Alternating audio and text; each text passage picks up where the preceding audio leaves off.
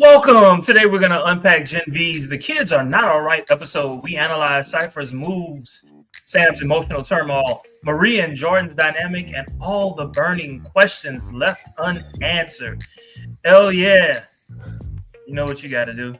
Break down today's title. Okay. The kids are not all right. That is very much on the nose. In this episode, you have these familial complications, you have mental, physical, emotional abuse that these superhuman children, and the operative word being children, are experiencing all throughout this episode. So the kids are not all right in any sense of the word. Okay. All right. I love that, actually.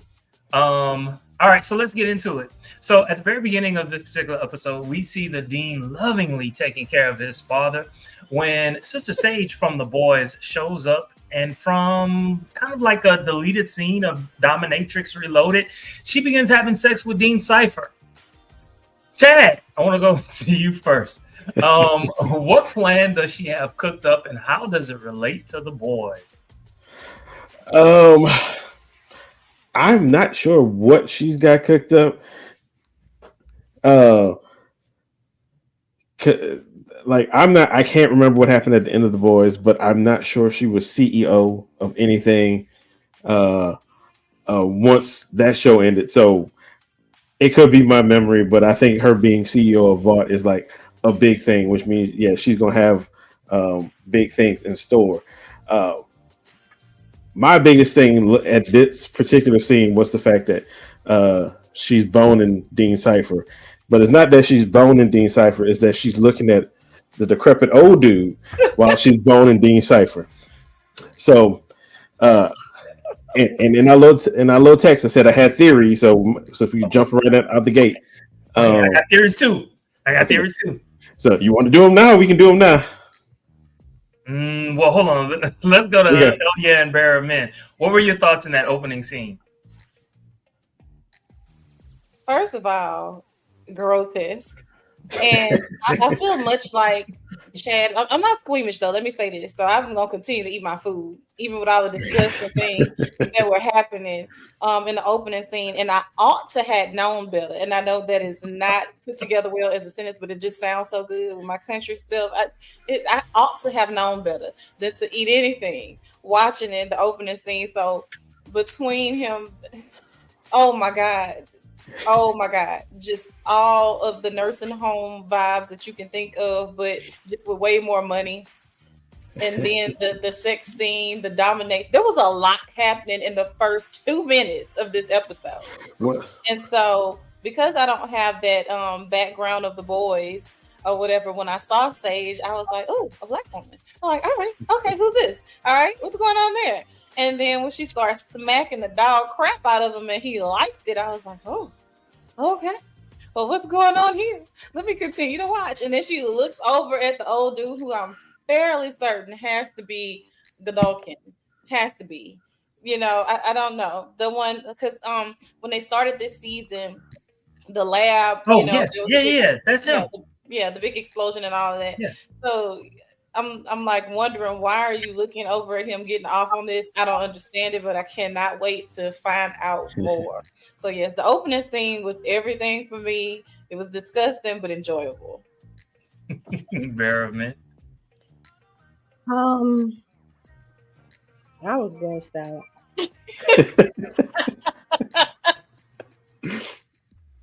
I don't know. Well, no, I have it on good authority that I am not into dominatrix. So no. So that was it was enjoyable to watch. There's just something about a man lighting and getting popped on. He's like, oh, that's your kick. But when they got down right then and there in front of the old man, it went into something else. It took me out. I wasn't eating anything at the time. And I did hunger for bacon afterward. But Okay. I just wondered what kind of weird freaky shit they got going on as a family. Because your daddy want to see you smash, and you know that. Are you okay with that? That's another layer of mental. I don't think I could do this under my parents' house. Well, if you're looking at it like just on the surface, what's his dad gonna do? What's his dad gonna say? Like, Oh, so you think it just the was surface, just the surface. you think it was up to his dad? I What'd don't. you- He's too endearing to him. It seems like he liked to please his parents. That's all I'm saying. I have another theory. I don't know if Chad and I are on the same wavelength or not. But let's let's move. All right. So in the next scene, Cipher shows up, and so this is the scene when Jordan and Marie are going back and forth. So Cipher shows up and proves he's still in charge, especially with Jordan. So he basically emasculated Jordan. What do we learn about Marie and Jordan in this particular scene? Let's start with Elia first. Well, for good reason. Their relationship is very strained. And so, first of all, we had to have this huge fight that neither one of us were really in control of. So there's that. And then, there's the perception that Marie is stronger than Jordan. So there's that. So there's quite a few things going on. So they still have a lot of trust issues with each other, and more so on the side of Jordan as opposed to Marie. Bearer of Men. I thought that Jordan was really showing some masculine energy there.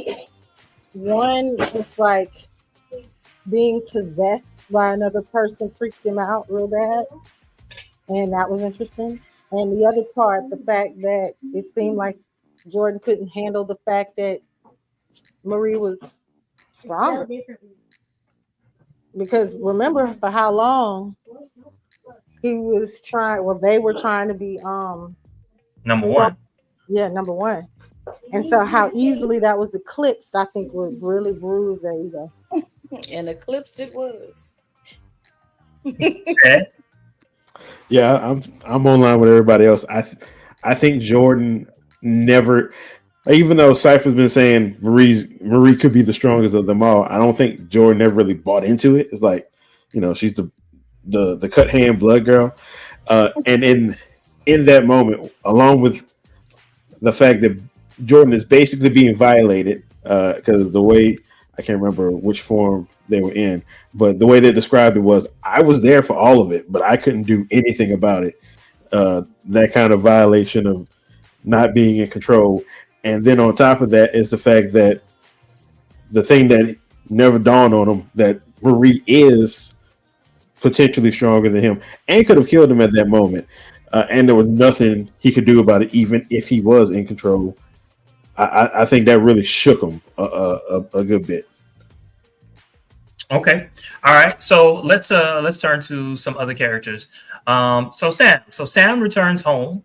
Sam's father seems to be excited by Sam's presence, but Sam was upset his parents forgot about him. His dad was visibly emotional and apologetic. But Sam then sees his mother on the phone, and his feelings really came out, nearly killing his father. So this is my question. Do we feel more sympathy for Sam or his dad, and why? Bearer of Men. I don't feel sorry for a single parent. You knew the risks. I'm sorry. But I feel like my feelings are broken in that way.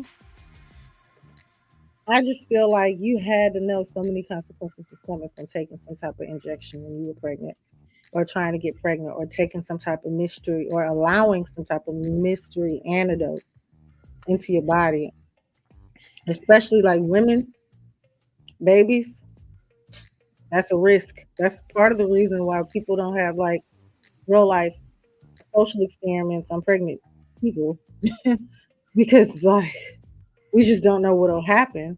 But I do feel more sorry for Sam because I realized like when he freaked out and showed all like his strength and hurt his father on accident, his mom really had to break down and tell him like, stop blaming the V. This is a human error. this is mental health and this is my gene pool. Like my brother suffered with this, and like superpowers don't change the fact that you can just come out with mental health issues. No, I love the fact that they kind of tackled that issue. Chad. I'm gonna always have to say the kid, because at the end of the day, the kid had no decision in all this. The kid is here because of the decisions made by the parents. And in this case, the parents did decide to, mess around with some shit they didn't understand. And on top of that, knew the family history that they were dealing with, and that was always, this is always what could have happened. That's not what they wanted to happen. I think they wanted to do right by him, but all those things together, yeah, it's Sam had nothing to do with any of that. He's just here. Hell yeah. Literally, I'm gonna straddle the fence on this one, and simply because it's a cautionary tale of desperation, right? And so, knowing how horrible mental health is, right? They made an awful decision based on fear. How many of us do that? That's a very human thing to do. So I definitely empathize with the parents as well. But, naturally, you are supposed to be the protector of your child. And so because of the decision you made based out of fear, and love as well, then it just all blew up. I agree with what you guys are saying. Of course, no one wanted this to happen, but you have a responsibility as a parent. And that was a completely unethical thing to do. However, who's to say that most of us wouldn't jump at the chance to potentially prevent our child from going through something that's severe with mental health, because there aren't a lot of real cures, just Band-Aids. And so I empathize with them both. So you think that they did it because they thought it would be preventative if he was a hero? I think they thought that it would have, somehow superseded it. Yes, to answer your question. Superseded the crazy genes instead of making them super freaking crazy, which is what happened. So whatever you already had, the gene pool doubled down on it. Baby, because he's seeing that, baby. So it's like a whole other reality show going on in his head. That's the yeah, he's super crazy. Like he does so well, the actor being what I'm speaking to in this role, that I am concerned, like even down to how like his blank stares, like he literally just looks fucking crazy. Like that's not the one you want to trifle with at all. Sam is thrown off, and like I are we really acting, or is something going on? Are you a little ticky ticky boom boom in the background? I don't know, but I do appreciate his acting. I think he plays. I couldn't see anyone else play that role.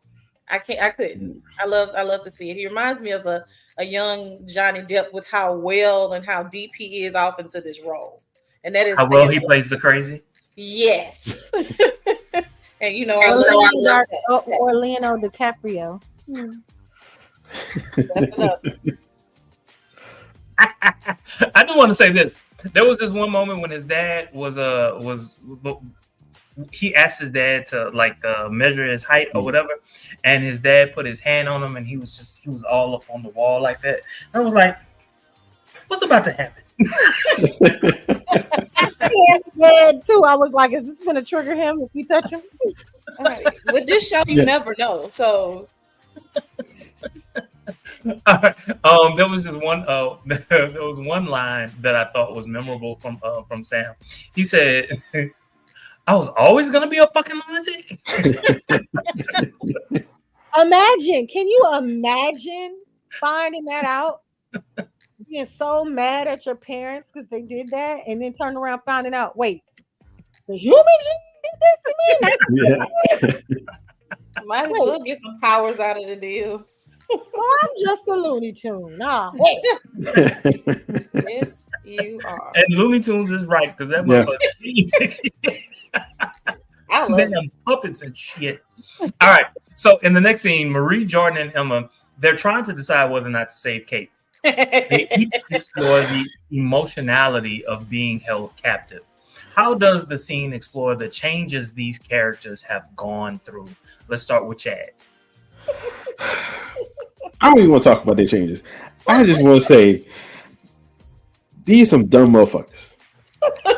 Like they have their little debate and they settle on we're gonna go back to the place we just cried our eyes out to not be in and think we're just gonna do it when every other thing we've done has blown up in our faces. So I guess to answer your question, they've grown not at all because the same dumb things they were doing before, it's the same dumb things they're doing right now. It's like, let's make a plan, let's go do something. Oh shit, the plan has failed. Yes, they've all failed. Every last one of them. The best thing you could do is sit your ass in that room and be like, well, you know, she did. She did. We played a small part in her ultimate downfall, but she's a terrible person. She did terrible things to us. We try. The fact that we're talking about this makes us better people than she is. Let's end it right there. That's all they had to do. But no, they are stupid. I was pissed off watching them do this dumb shit. Birdman, you had something to say? Oh my God. I actually forgot. He said it all. Because that's why I be muting myself. Because what? You said it all. I was just glad. What's the little vomit girl name? Emma. That little bitch. Oh wow. I call her the giant movie.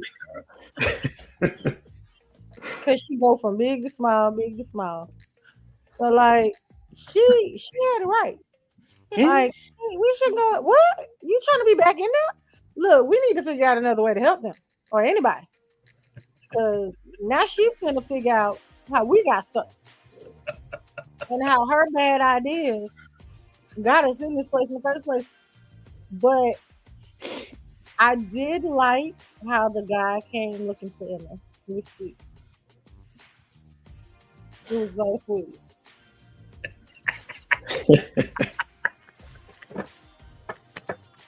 That's it.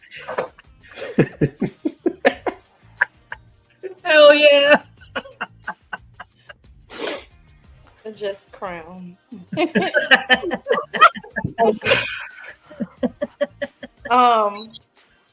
Yeah, to pull a Britney, I agree with what everyone said.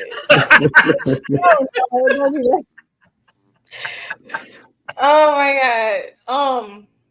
Yeah, these plans are awful. And I don't know that I could even call them a plan. I just don't. Just from down to the map that y'all drew on this wall, none of it made sense. Yeah. Kate, they made you take off your arm, and it was a lot going on. I did not feel bad for Kate at all. I'm not gonna lie. She is a kid. I didn't really feel bad for her, but you know, Marie has kind of taken on this kind of super saver hole role, and sometimes it's a bit nauseating. But I am, even if they ultimately still went along with the dumb shit in the end, I'm glad that at least they don't mind disagreeing with her. Because it's like, Marie, sit down. Dude, you forgot. Did you forget that fast? Okay, whatever. We're going to go, but this is stupid. Speaking of stupid plans, they decide they need Crazy Sam. Sam's gut reaction, however, was not to help them save Kate. Question: if you were Sam, would you have helped? Nope. No. Why not? Baby, I'm crazy. I'm crazy, not stupid. They're gonna kick me. Did we forget about the woods? Didn't that got a puppet show about it? Okay, not doing that. I'm not. Listen, I almost didn't make it out. Didn't I just come from over there? I trying to take me back over there. I was happy. I was pleased. But I am not stupid. You can keep it. What Cat Williams say? You got to tell him no. I'm glad that Sam told her no. Well, Yeah. I decline. Look, when the crazy son bitch says, y'all stupid, maybe you ought to rethink some things. But no, all No, them some bitches still went and did it. but with them, At least, at least one of them knows that he has dreams of Muppets and still went and did dumb shit. So no, if I'm saying I'm saying my crazy ass is staying right here because again, I'm not stupid. be careful. You know, Sam said, what you stayed in there 6 months a year? Baby, I lived there for some years. I ain't going there. You go take your ass over there. You tell me how. Okay. All right. So before they leave, Greg shows up and there are sparks between Greg and Emma. This is my question.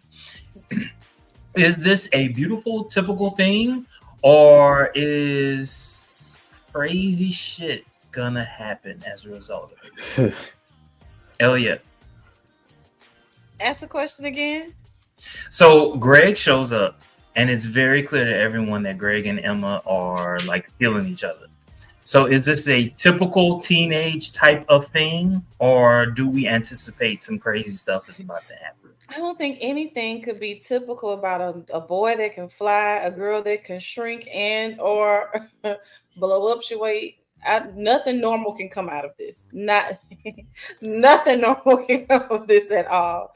So no, they're not typical kids. So I foresee him somehow getting intertwined into the BS with them and their dumb plans, behind the attraction and him finding Emma so alluring.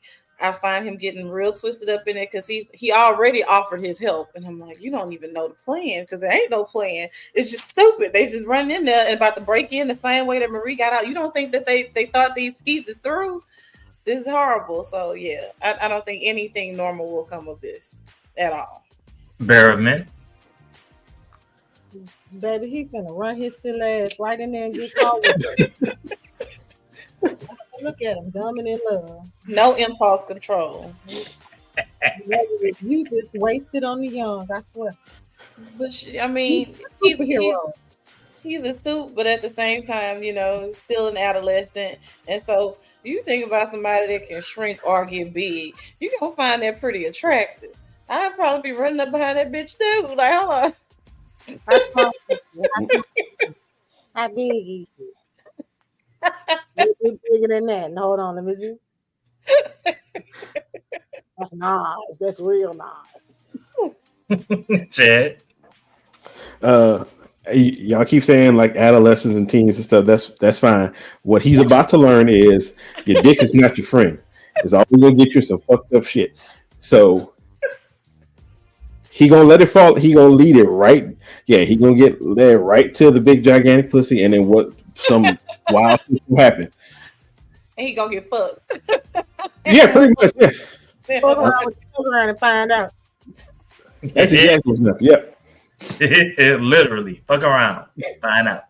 All right. So in the next scene, Polarity meets with Cipher. Cipher tells him that Andre was he was part of why and how Andre died. Cipher then stabs himself.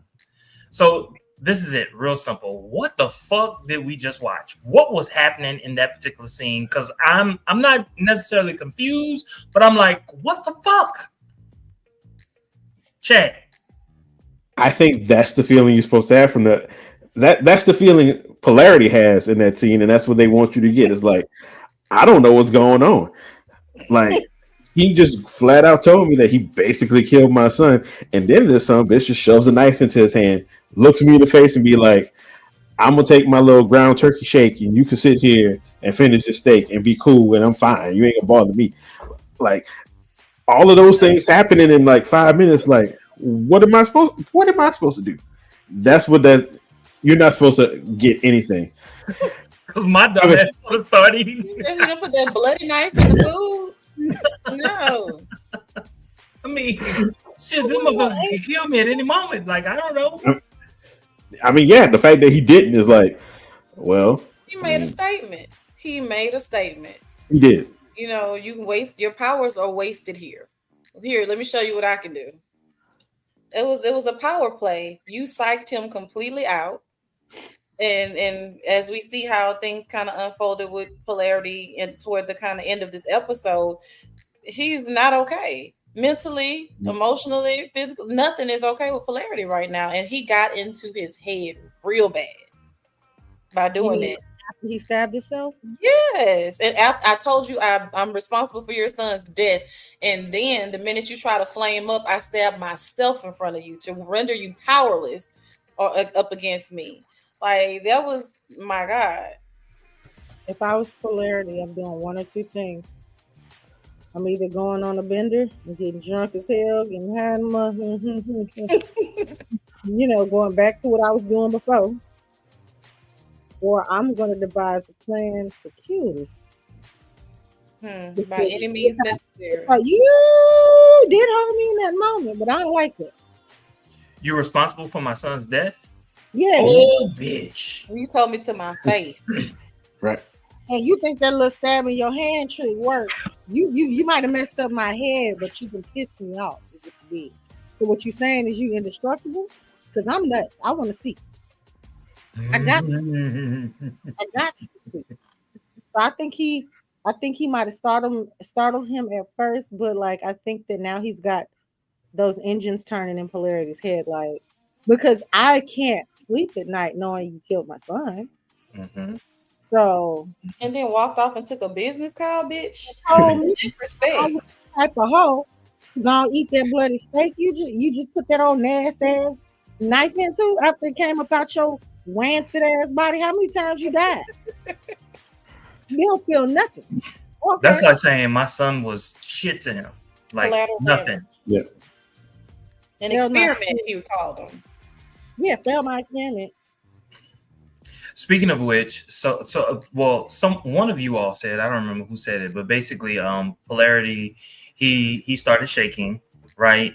And from the last season, we know that basically meant that his powers were about to go berserk, right? So, in the next scene, Polarity tries finding the kids, but he can't. He reminisces about his family, but his powers indeed do go berserk, almost killing him. What were your thoughts about that? Like the stress bring about this? And is this like an evolution of his powers? Ooh, Bearer of Men, what you got? That is a good question.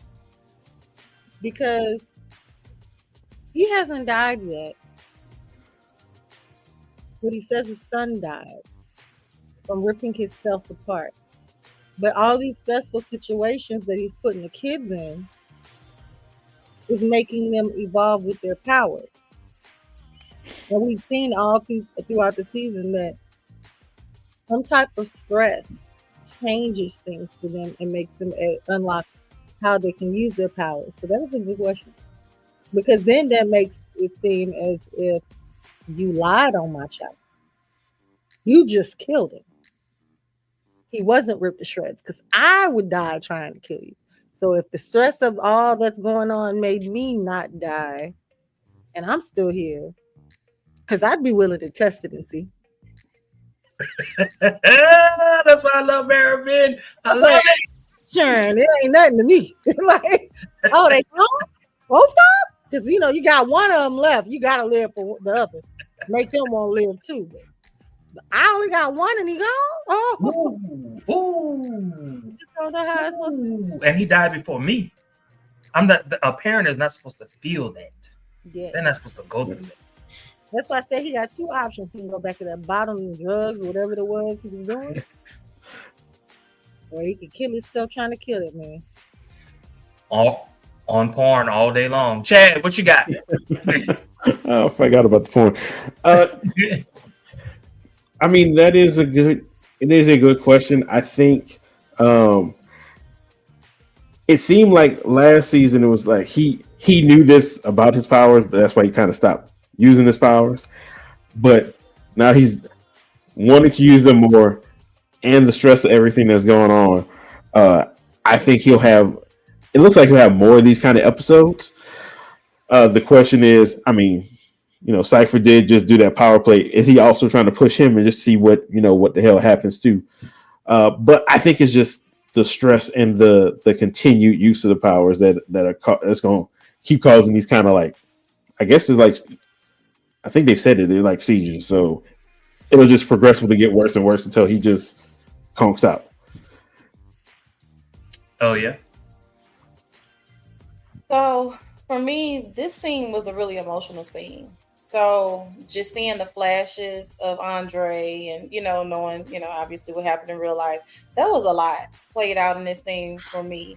And so I feel like at this point now Polarity really, really has something to fight for, something that means something.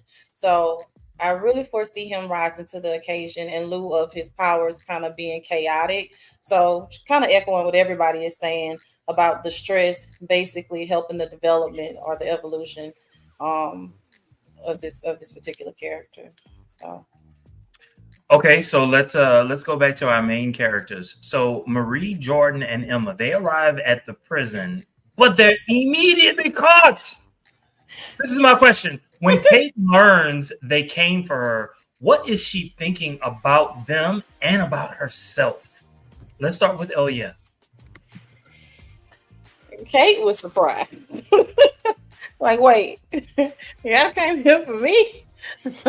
She could not believe it. Like, okay, well, damn, I guess I'm not that awful. Well, slightly, yes, I am that awful. But they came for me anyway. And so for me, that gave Kate more drive. Like, okay, things went left. We may be frenemies, but we got to take care of each other so we can, what do they say? The enemy of my enemy is my friend. Correct. Or whatever. So, yeah, I think that was a good push for Kate to try to recalibrate herself and redeem some of the awful things she's done. Bear of men. I like that she was shocked because she knew she didn't deserve it. And it was good to see people kind of have a redemption story. Like in or the evolution of one, just seeing that people care about her because she got she got fucked up. And I enjoyed it.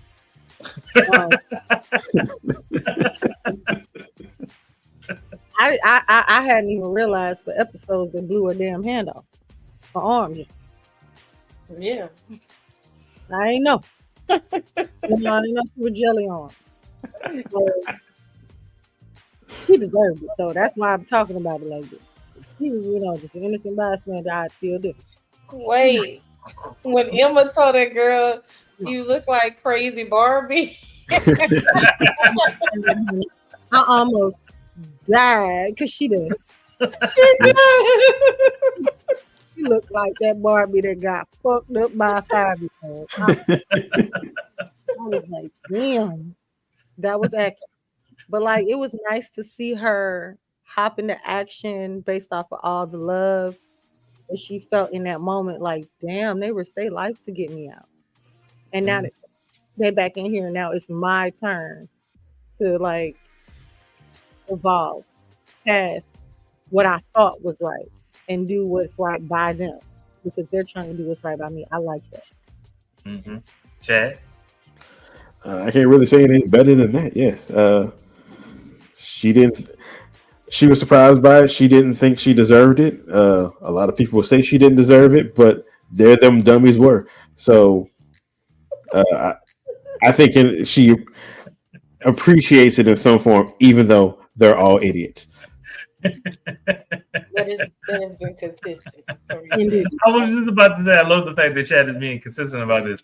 All right, so Kate attempts to motivate Emma. Kate uses the staple in her head to free herself. Cipher attempts to goat Marie into working with him. He emasculates Jordan, but Jordan reveals Cipher is in pain every time he uses his power. And this goes to what I've been thinking about. This is my question.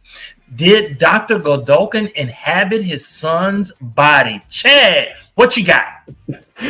All right. So, yeah, we kind of on the same page. Yes, I do think that is Godolkin in that tank. I don't know if this. I don't know if this dude is his son, but I think whatever happened, because when we see Godolkin in the first episode, everybody else is taking the V, and we got the booty monster and all that other stuff, but we don't ever really see what happens to like him. It looks like he's still alive, but we don't know about if he got some of the powers or any of that kind of stuff.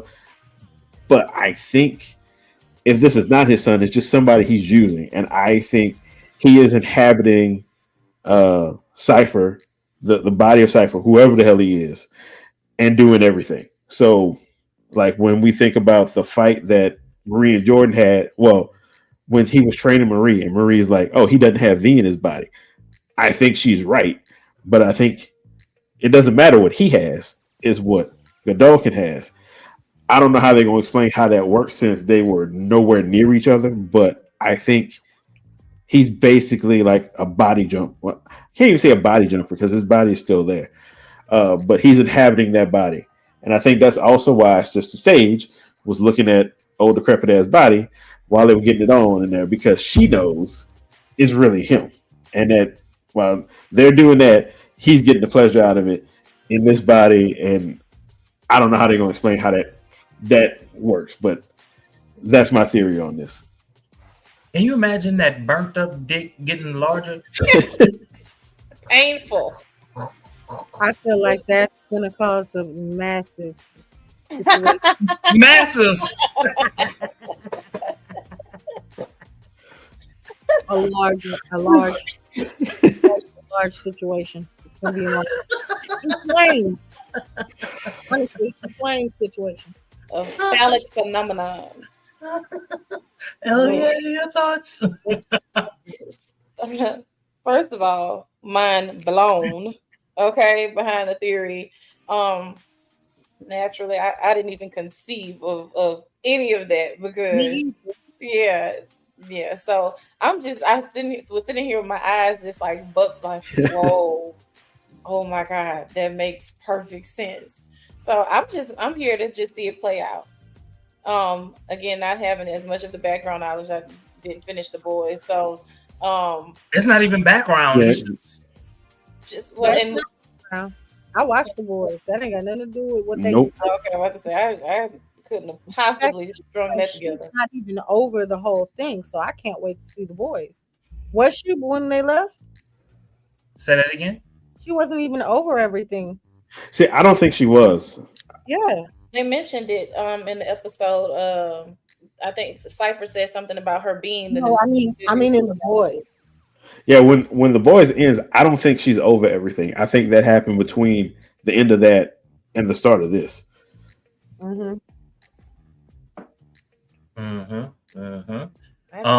Bear of Men, do you have anything that you would like to add? About the burn guy?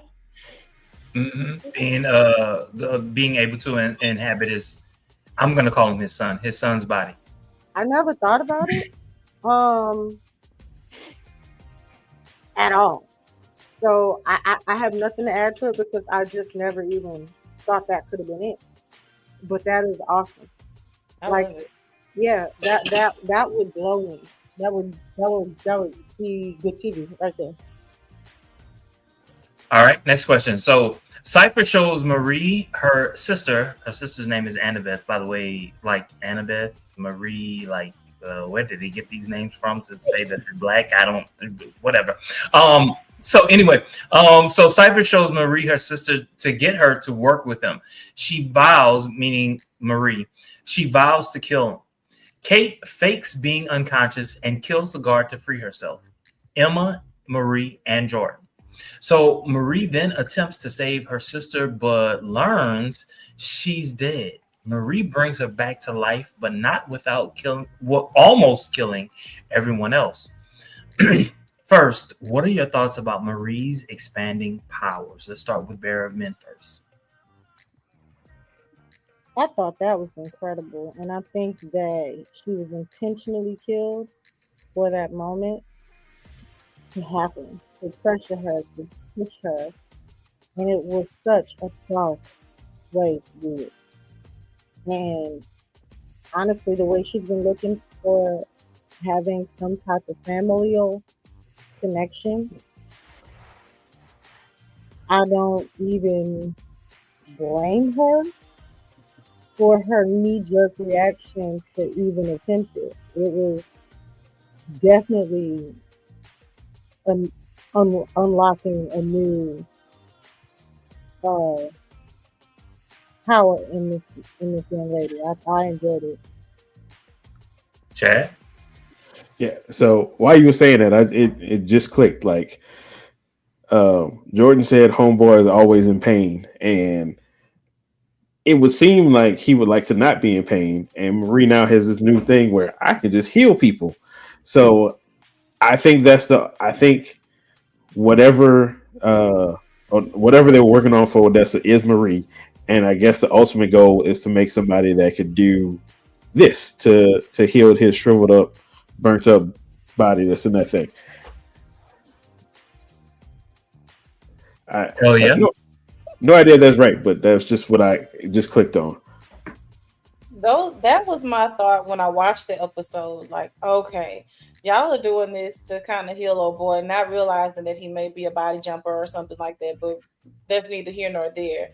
Um, that whoever this person is, Godolkin or whomever, um, is to have Marie heal that person, and for whatever plans he has for Vought, to have him in tip top shape and have her as basically his little flunky to do whatever he needs her to do, to just use her. Because if you have this basically this resurrective power, who else has that?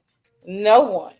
So I mean, you can't even begin to put a price tag on Marie.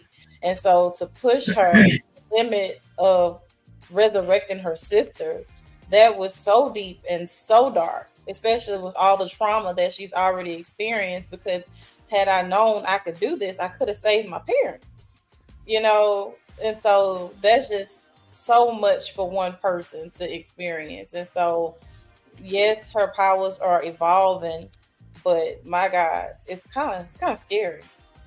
So oh, I'm sorry, Barryman. I was gonna say, one, when you talk about resurrecting her parents, thought of that being a thing that she could have thought about. That's a good point. But I was also thinking it doesn't even have to be Godolkin because he's not dead. And who's to say putting the blood back is the same thing as completely healing a body? It made me think when you guys were talking about it. Well, I thought about it too at the time. Who do they want to heal that was hurt or could be hurt that they plan on using that'll be stronger than the guy, Homelander. the boys, Homelander. Homelander. And is that what it's for? To, to heal people who have to fight him, survive it, because you're gonna die. But that it made me think of Homelander and like, are you guys? Because he hates him. Pastor clearly hates him, and whatever he's doing, he's working somehow to get rid of him. That's what my thing is. Because every time they mention him, he gets quiet. So I'm thinking like, who do you want, or who do you hope doesn't get hurt that you can protect? That's gonna take Homelander out if all this is connected. She need to get that Parkinson's together for polarity. That's what I want her to do first. So this is my question. So I don't remember her name anymore. She was the vice president. She was the vice presidential candidate. Then she became the vice president. Do you remember her from last season? She has the same powers as Marie. Mm-hmm. So I can't remember her name, but yeah. So this is my so okay. So why put all of their eggs in the Marie basket when they could have put it in hers? I didn't realize they had the same powers. Mm-hmm. Same powers. Anyone? That is a good question. I don't know. So maybe you control it in the older people the way you can control it in the new people. Right. I was about to say, did he have any ties to the other person versus him having some direct connection to Marie? Clearly not. Clearly not. Clearly So, not. Okay. All right. So in the promo for the next episode, we learn Marie's sister Annabeth might have powers of her own. Did y'all catch that? Did y'all even see the promo? I didn't see I the didn't promo. see the promo. I can't find them anywhere. It doesn't come on after the episode, and I don't know where to find it on Prime. Really? Yeah, it definitely did. And I watched all the way to the end to see if the promo would come up and did not. But it comes off and goes to another show. Huh. Because I watched it. I saw the promo, and I had to see it when I watched that because I wouldn't have watched it any other way. So I don't know what they're doing. So, Chad, what were your thoughts when you saw that Annabeth might have powers of her own? That the fake ass aunt is full of shit. I mean, she made Marie feel terrible. Like the second daughter is the real miracle because they didn't do any of the stuff they did to have you. But here she go, and she might have power. So somebody lying. Okay. All right. So, yeah. Mayfair to 10. Rate this particular episode. From Mayfair to 10, this is about 8.5 for me. This was an amazing episode. It really was. Like one of the things that I love, they're still keeping Andre relevant. They popped the episode off with the shenanigans in the first 45 seconds. And so there was a good hook for me. So that kept my attention. And then watching these kids continue to make dumbass decisions, and watching those play out is definitely something to see. But yeah, it's about 8.5 for me. Bearer of Men. A 9. Why is that? I liked it. It revealed a lot. It revealed a lot. I always reveal a lot. I hate having to wait so long. They do. They reveal a lot. Every time. But they start getting into the nitty gritty. They kind of start showing Cipher showing his tail. And then, they get into what Marie can do finally. And they just got my engines pumping. I don't think there's anything they could have done to make it really better. But I just don't think it deserves a 10. Gotcha. That's very fair. Chad? So it's probably my favorite episode of the season so far. I don't think you could have made it any better, but I'm going to only give it an 8.5 because they were really pissing me off.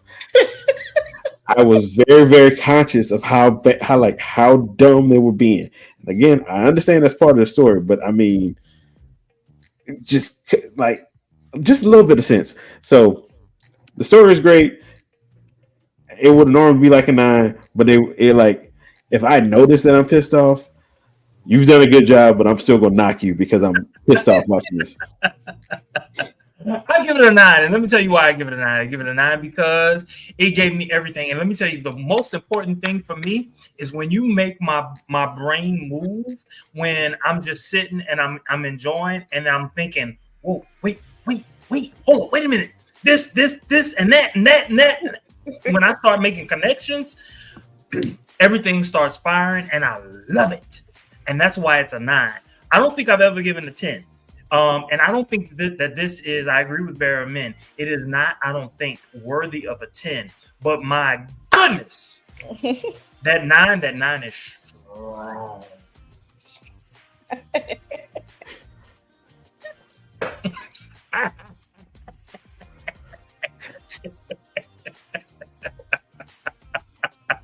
Hell yeah, I can't speak. Thank you all so very much for watching. Don't forget to like, comment, subscribe, and share on all your social media. Until next time, y'all have a great night. Let me find this in stream button. I can't find it.